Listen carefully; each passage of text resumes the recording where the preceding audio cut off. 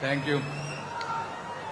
5 దశాబ్దాల అనుభవంతో, అచంచలమైనటువంటి సంకల్పంతో, ఒక విజన్తో, సాంకేతికతో నవ్యాంధ్ర నిర్మాణానికి నిరంతరం శ్రమిస్తున్నటువంటి మాన్యశ్రీ గౌరవ ముఖ్యమంత్రి శ్రీ నారా చంద్రబాబు నాయుడు గారికి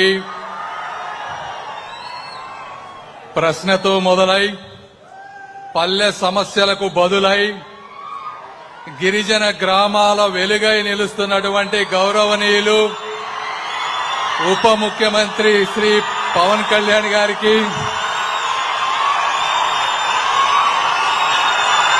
ग्राम विकास को, किसान कल्याण को और कृषि को अपने कंधों पर उठाकर चल रहे मध्य प्रदेश की प्रिय नेता, ग्रामीण विकास, कृषि एवं किसान कल्याण मंत्री श्री शिवराज सिंह चौहान जी, मेरे सहयोगी, मेरे मित्र, युवा शक्ति के प्रतीक ग्रामीण विकास राज्य मंत्री आदरणीय श्री कमलेश पासवान जी, వేదికపై కూర్చున్నటువంటి రాష్ట్ర మంత్రివర్యులు అనగాని సత్యప్రసాద్ గారికి, సత్యకుమార్ యాదవ్ గారికి, అదేవిధంగా ఈ కార్యక్రమానికి విశేషమైనటువంటి కృషి చేసినటువంటి అరవ శ్రీధర్ గారికి, ముక్కా రూపానందరెడ్డి గారికి,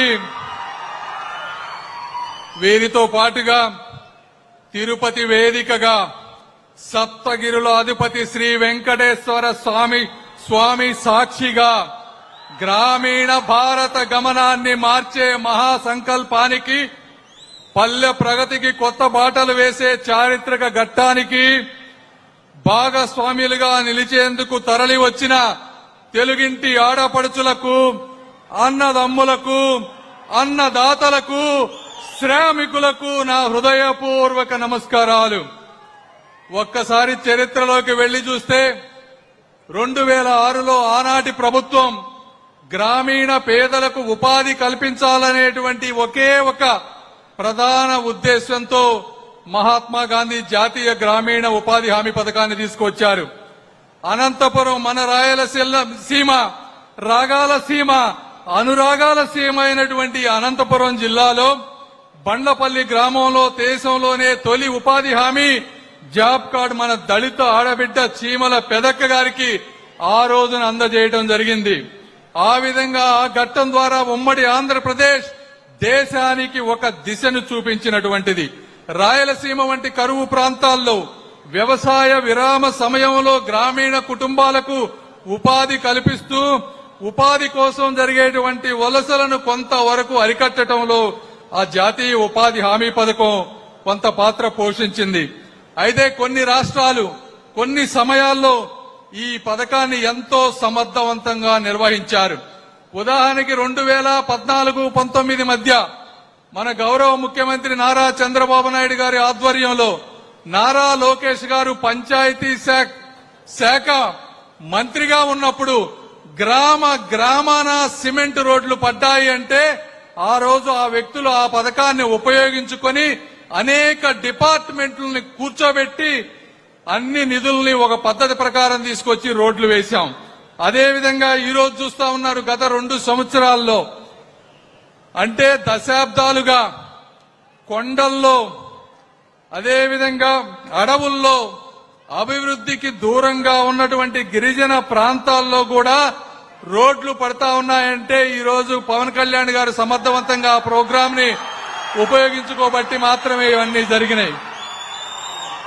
అయితే కాలక్రమేణా ఈ పథకాన్ని అనేక రాష్ట్రాల్లో ఉన్నటువంటి వ్యక్తులు, అనేక ప్రాంతాల్లో ఉన్నటువంటి వ్యక్తులు దుర్వినియోగం చేయడం జరిగింది.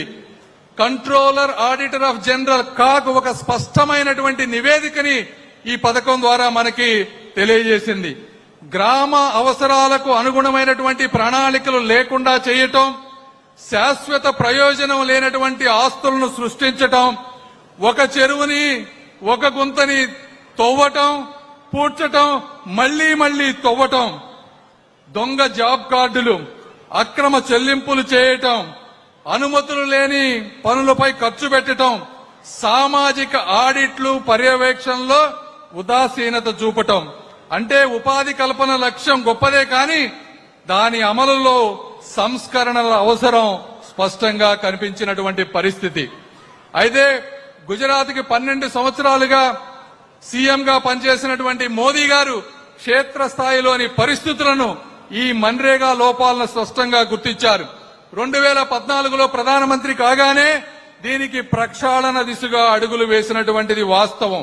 సంక్షేమ పథకాల పంపిణీలో డిజిటల్ టెక్నాలజీని అనుసంధానం చేస్తూ కేంద్ర సర్కారు 3 ముఖ్యమైనటువంటి మార్పులు తీసుకొచ్చింది. ఒకటి, ఆధార్ అనుసంధానం ద్వారా నకిలీ కార్డుల ఏరివేత. దాదాపు 4,40,00,000 నకిలీ కార్డులు వేరివేయడం జరిగింది. డైరెక్ట్ బెనిఫిట్ ట్రాన్స్ఫర్ ద్వారా లబ్ధిదారులకు ఈ రోజు 98% శ్రామికులు ఎవరైతే ఉన్నారో వారందరికీ వారి బ్యాంక్ ఖాతాల్లో డబ్బులు వేయడం జరుగుతా ఉంది.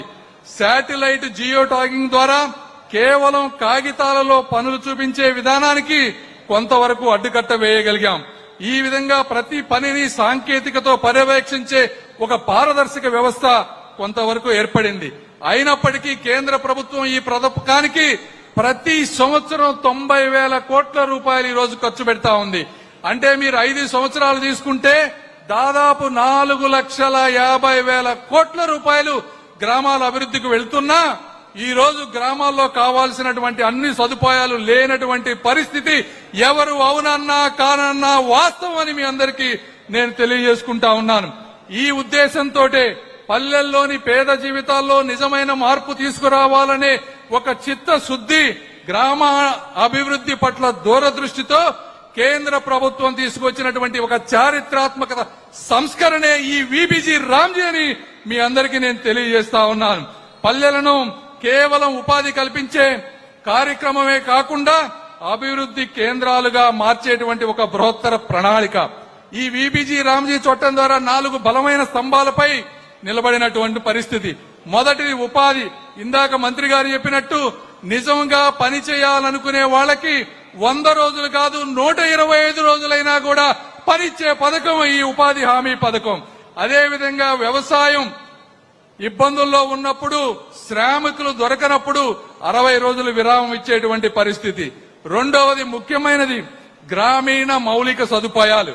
ఈ రోజు ఈ పథకం ద్వారా బస్ షెల్టర్ నుంచి పంచాయతీ భవనాల వరకు, క్లాస్ రూమ్స్ నుంచి కాంపౌండ్ వాల్స్ వరకు, సోలార్ స్ట్రీట్స్ లైట్ నుంచి మ్యారేజ్ కమ్యూనిటీ హాల్స్ వరకు, అంగన్వాడీల నుంచి ఆరోగ్య కేంద్రాల వరకు, రోడ్ల నుంచి డ్రైన్ల వరకు కూడా ఈ పథకం ద్వారా నిర్మించుకోగలం.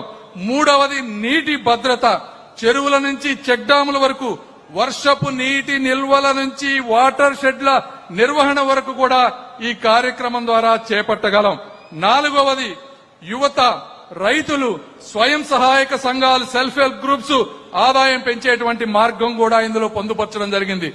గోదాములు అంటే కోల్డ్ స్టోరేజీల నుంచి గోకులాల వరకు, కమ్యూనిటీ వేర్ హౌసెస్ వరకు, మిల్క్ కలెక్షన్ సెంటర్స్ నుంచి ఆయిల్ సీడ్ ప్రాసెసింగ్ వరకు, స్కిల్ డెవలప్మెంట్ సెంటర్స్ నుంచి వేస్ట్ టు వెల్త్ వచ్చే విధంగా రీసైక్లింగ్ ప్లాంట్ల వరకు, ఈ విధంగా ఇంతకు ముందు లేని అనేక రకమైనటువంటి పనులు 300కు పైగా ప్రతి గ్రామాన్ని అభివృద్ధి చేసే విధంగా ఇందులో తీసుకొచ్చాం. ఇప్పుడు ఇందులో లేని ఏ కార్యక్రమం అయినా సరే ఈ కొత్త చట్టంలో ఈజీ